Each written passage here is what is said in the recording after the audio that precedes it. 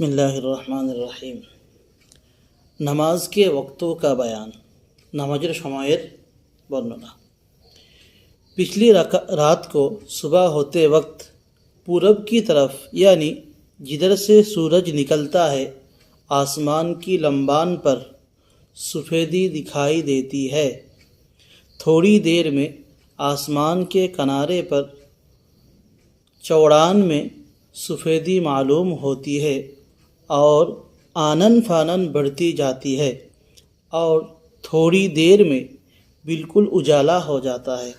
রাতের শেষের দিকে যখন সকাল হওয়ার সময় প্রথমে আকাশে লম্বাই একটা সাদা দাগ দেখা যায় এবং তার কিছুক্ষণ পরে চওড়ার দিকে এক ধার থেকে সাদা মতন একটা নিশানি দেখা যায় এবং তার পরে খুব তাড়াতাড়ি ওটা আস্তে আস্তে ওই দাগটা বাড়তে থাকে, বেড়ে বেড়ে সাদা হয়ে যায়, বেড়ে বেড়ে উজালা হয়ে যায়।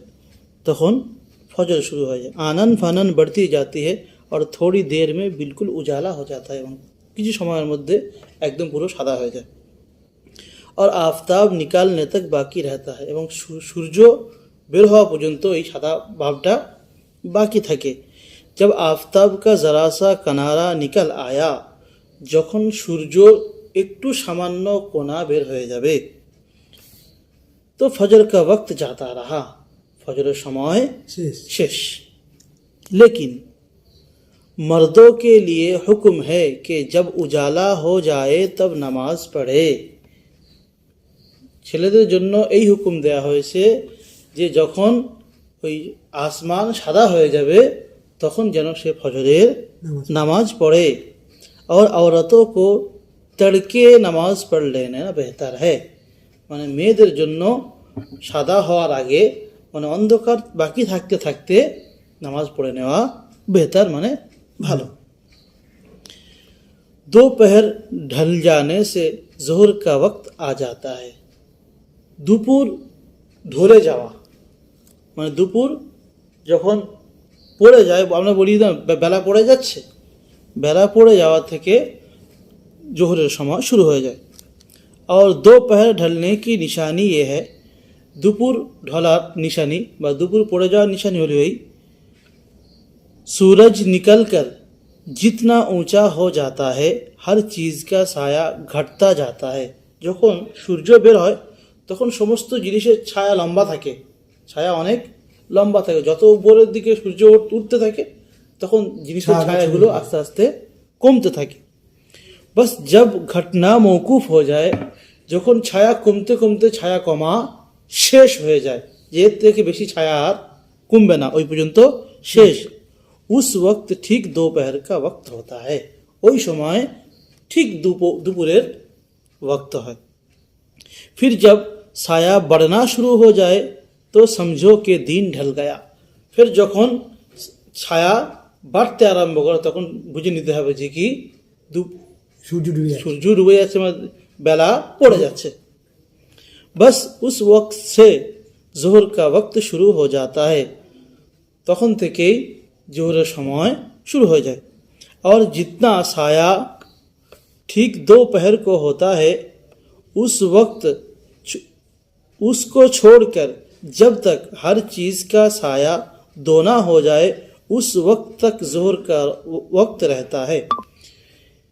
দুপুরের সময় মানে দোপহারকে ওয়াক্ত যেটা বলি, দুপুরের সময় যখন ছায়া একদম শেষ হয়ে যায় তারপর তো যখন শুরু হয়, যতটা পরিমাণ ছায়া থাকে ওই ছায়া থেকে নিয়ে যে বস্তুর যতটা ছায়া, ওই ছায়া যতক্ষণ পর্যন্ত ডবল হবে না ততক্ষণ পর্যন্ত দুপুরের সময় জোহরের সময় বাকি থাকবে, ততক্ষণ পর্যন্ত জোহরের সময় বাকি থাকবে। मसलन एक लकड़ी का साया ठीक दोपहर को 4 अंगुल रहा। বোঝাতে গিয়ে বলছে ধরো একটা বাড়ির ছায়া দুপুরের সময় 4 আঙুল মানে 4 কড়া, মানে একটা বাড়ি ধরে 1 হাত লম্বা, তার দুপুরের সময় ছায়া 4 আঙুল 4 কড়া। तो जब तक 2 हाथ चौड़ा जब तक 2 हाथ 4 अंगुल ना हो जाए तब तक जोहर का वक्त रहता है। যতক্ষণ পর্যন্ত দু হাত 4 আঙ্গুল না হবে ততক্ষণ পর্যন্ত জোহরের সময় বাকি থাকবে। और अगर 4 अंगुल 2 हाथ पूरा हो गया तो আসর का वक्त शुरू हो আসর का वक्त এবং 4 আঙ্গুল যখন পুরো 4 আঙ্গুল আর 2 হাত পুরো হয়ে যাবে তখন থেকে আসরের সময় শুরু হয়ে যাবে। सूरज डूबने तक बाकी रहता है এবং সূর্য ডোবা পর্যন্ত আসরের সময় बाकी থাকে। लेकिन जब सूरज का रंग बदल जावे और धूप जर्द पड़ जावे उस वक्त আসর की नमाज पढ़ना मकरूह है।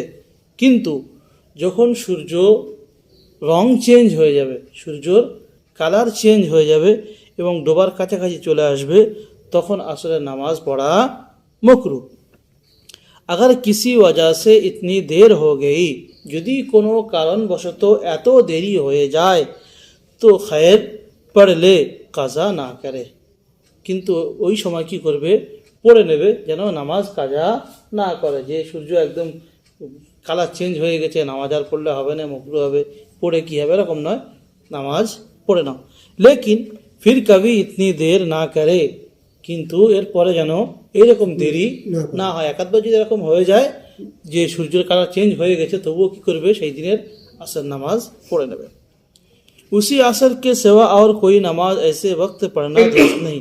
ওই দিনের ওই আসরের নামাজ ছাড়া অন্য কোনো নামাজ ওই সময় পড়া যাবে না। না কাজা না নফল কুছ না পড়ে, কাজা বা নফল কিচ্ছু যেন ওই সময় না পড়ে। जब सूरज डूब गया तो मगरिब का वक्त शुरू हो गया। যখন সূর্য ডুবে যায়, সূর্য ডুবে যাওয়ার পরে মগরিবের সময় शुरू हो जाए। फिर जब तक पश्चिम की तरफ आसमान के किनारे सुर्खी बाकी रहती है तब तक मगरिब का वक्त बाकी रहता है। অতক্ষণ পর্যন্ত যতক্ষণ পর্যন্ত আকাশের পশ্চিম আকাশে লাল ভাব মানে হালকা সূর্য ডুবে যাওয়ার পরে লাল ভাব বাকি থাকবে ততক্ষণ পর্যন্ত মগরিবের ওয়াক্ত বাকি থাকবে। लेकिन मगरिब की नमाज में इतनी देर ना करे, কিন্তু মগরিবের নামাজে এত দেরি করা ঠিক নয়। তারে খুব ছটক যাবে ইতনি দের করনা মকরুহ है। যদি বা তারা বের হয়ে যায় এত দেরি করা মগরিবের নামাজের জন্য মকরুহ। फिर जब वो सुर्खी जाती रही तो ईशा का वक्त शुरू हो जाता है। फिर যখন ওই লাল ভাবটা কেটে যাবে তখন ইশারের সময় শুরু হয়ে যাবে। और सुबह होने तक बाकी रहता है এবং সকাল হওয়া পর্যন্ত ইশারের সময় বাকি থাকে। लेकिन आधी रात के बाद ईशा का वक्त मकरूह हो जाता है, কিন্তু অর্ধেক রাতের পরে ইশার সময়ও মকরুহ হয়ে যায়। और सवाब कम मिलता है, ওই সময় নামাজ পড়লে নেকিও কম হবে।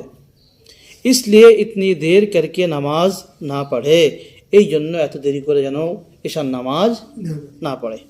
और बेहतर ये है कि तिहाई रात जाने से पहले ही पढ़ ले।